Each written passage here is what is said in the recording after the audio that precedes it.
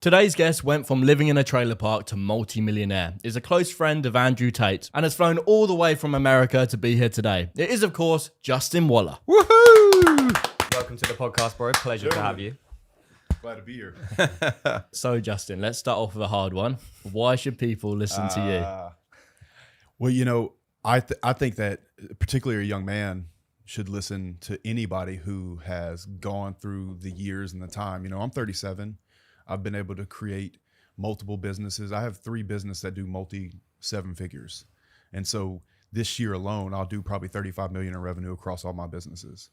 And I grew up in either a trailer park or a bad area of town. Now I buy them and own them. And so I think that most young men just want to get to a place in their life where they have freedom. And I certainly have an abundance of freedom and choice in my life.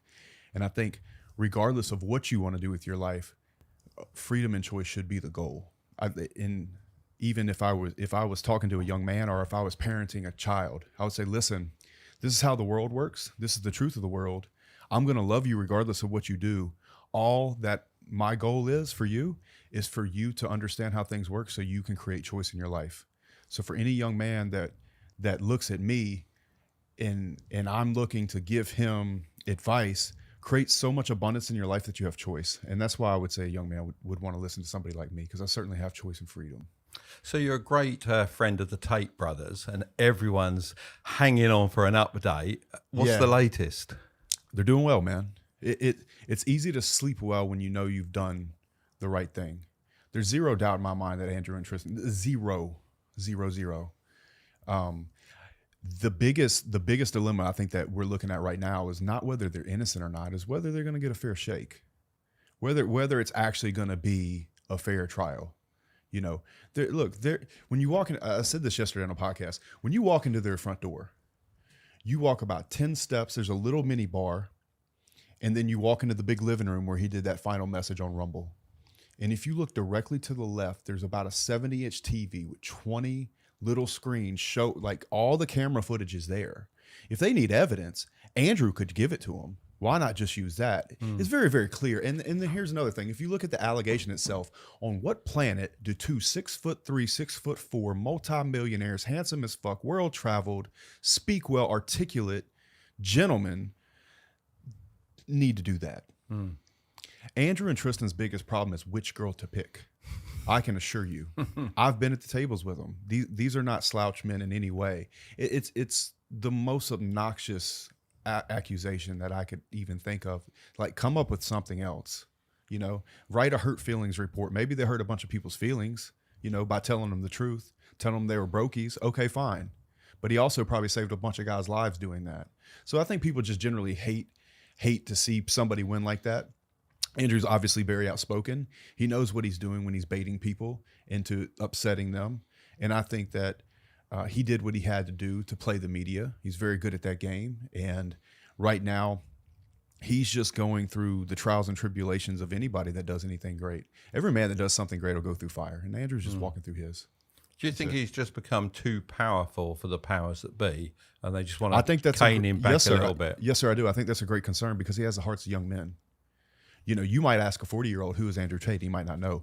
I challenge you to find a 15-year-old that doesn't know. The funny thing is, I think most of the 40-year-olds do too as well. Like whenever we get in a taxi or an Uber, and they do now. Like, they do now because we're like, what? You don't know about Andrew Tate? Yeah. It's just crazy that they don't know. Yeah, and look, and I think it's very few and far between. I think that you could ask most anybody now because I'm pretty sure if he's not still, he was the most Googled man on the planet. And so for that reason, you're gonna come under a lot of fire at some point, or somebody's gonna have something to say. I think what's very challenging to the system, or the matrix, if you will, it's not a word I particularly use, but Andrew uses the word the matrix. I think what's so dangerous about Andrew to them is the fact that he's got the hearts and minds of the next generation that's supposed to go work for the system. And he's telling them where the system should put it. What's amazing is I had a couple of young lads come in the shop the other day in one of my stores, and they were talking. They said, "Oh, Mark, we watch you on YouTube and all the rest of it, and you've met Andrew. What's he like?" So we had a bit of a conversation, and they said to me, "Do you know what? We're not even allowed to mention his name at school." And they said the crazy thing about it is there was probably about a third of the school knew about him, But as soon as you're told you can't mention his name, suddenly everyone in the school knows about him. Yeah, it's a mistake. It They're is a making him a mistake. martyr. It's like the same thing that's happening to Trump right now. It's like if you make somebody a living martyr, all you're going to do is pour gasoline to that fire. It's crazy. My old school is hosting after school sessions with parents and teachers just to talk about Tate. It's amazing, isn't So it? is he adapting his plan now that obviously it's all blown up and he's got put into prison? Is he changing the way he approaches things or just still going down the same path? I can't speak to that. I suspect, knowing Andrew, that he had a path all along. I don't know if he thought that it was going to be taken to this extreme. Like, he knew he was going to be canceled. I believe he said that when he was on the show with you guys. yeah. He knew. He didn't know to what amplification it would be done. What I hope for Andrew as his friend and somebody that loves him very dearly is that he and I suspect that he will do this, start to show the other side of Andrew. See, there's Andrew online, and then there's the Andrew the world never sees. And I often say the best part of Andrew is the part the world never sees. Because, and that's one thing I've learned a lot from this. And one thing that I took from this experience with seeing Andrew go through this is that I was born in the 80s, right? And so growing up in the 80s and 90s, particularly in the deep South in America, it was have humility, be seen, not heard, talk with your work ethic. If you do something nice, keep it private. But I don't think that's a good idea moving forward. Because he does all of this charity, he does all of this work, he does all of these kind things for people all the time, and nobody knows about it. I hope and pray, and I have learned myself to start posting when I do something nice for somebody. I hope I'm going to put it online, and I hope that he starts to show that beautiful side of him, that kind side of him, the side that you probably meet that was very polite when the cameras aren't on. Well, to be honest, polite when they were on, I to be think he fair. came And both. across really well on our podcast. Right. And if people haven't watched the podcast with Andrew that we did, they should watch it because we weren't digging. We weren't trying to get to any message from him. We just wanted him as he is. We let him speak, and he was great. Yeah, I'm biased, but I think it's the best pod he's done. Good. Because you're on it. But no, it was, No, it was I good. really liked a TikTok I saw the other day where I think it was his niece. He was like hugging his niece or something like that. And Right. you could see that other side of him. And Yeah, because didn't Tristan not see his little girl the whole time he was in, like a newborn baby, and he hadn't seen it at all? Hadn't seen her. So has your relationship with the Tates impacted your life? Absolutely, man. Absolutely, in every way. I tell you, I had a lot of internal growth.